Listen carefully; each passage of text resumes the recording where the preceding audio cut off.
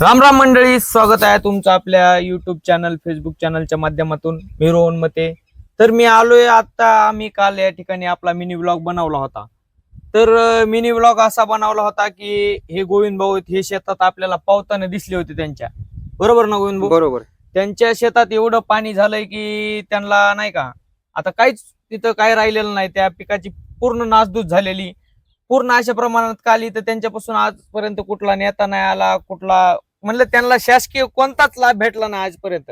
त्यांच्या शेतात आज काहीच नाही राहिलेलं. आपण आज त्यांच्या या नदी शेजारच्या शेतात आलो. समोर बघू शकता कापूस असा सगळा खंगाळून गेला. हे खालची माती पण काहीच राहिलेली नाही. तर गोविंद भाऊ, तुम्हाला याच्याविषयी काय म्हणायचं? आता सरकार बी काही समद्या लोकांना पुरू शकत नाही. बरोबर. कारण चौकडच ही अशी हानी प्रत्येक गावामध्ये प्रत्येक तालुक्यामध्ये झालेली आहे. आपण सरकारला बी काही एवढा दोष देऊ शकत नाहीत.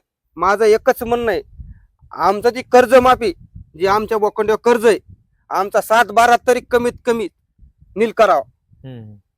त्याच्यामधून तरी आमची उलटीली हानी भरून निघण. नसता आमची हानी भरायसारखंच राहिलेलं नाही. कारण क्षेत्र समजा असं खांदू गेलेलं आहे. बरोबर. कापूस होता इथं, कापूस तर कुठे गेला काय मिळू बी लागा आम्हाला.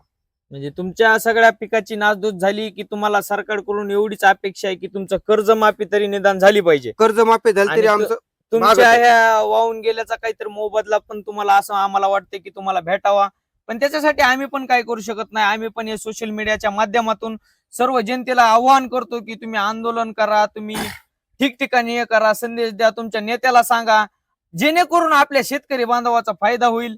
आणि त्याच्यानंतर की तुमची जी पिकाची झालेली नासधूस आहे त्याचा पण तुम्हाला फायदा होईल. आता कारण की आता आपली थोड्या दिवसांनी दिवाळी आली.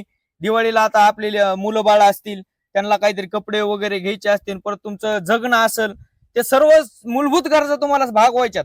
त्याच्यामुळं आपण बी सरकारला एवढी विनंती करू, या सोशल मीडियाच्या माध्यमातून तुम्ही पण थोडासा सपोर्ट करा आणि आम्हाला कळवा की काय करायचं, काय केलं पाहिजे, काय नाही केलं पाहिजे.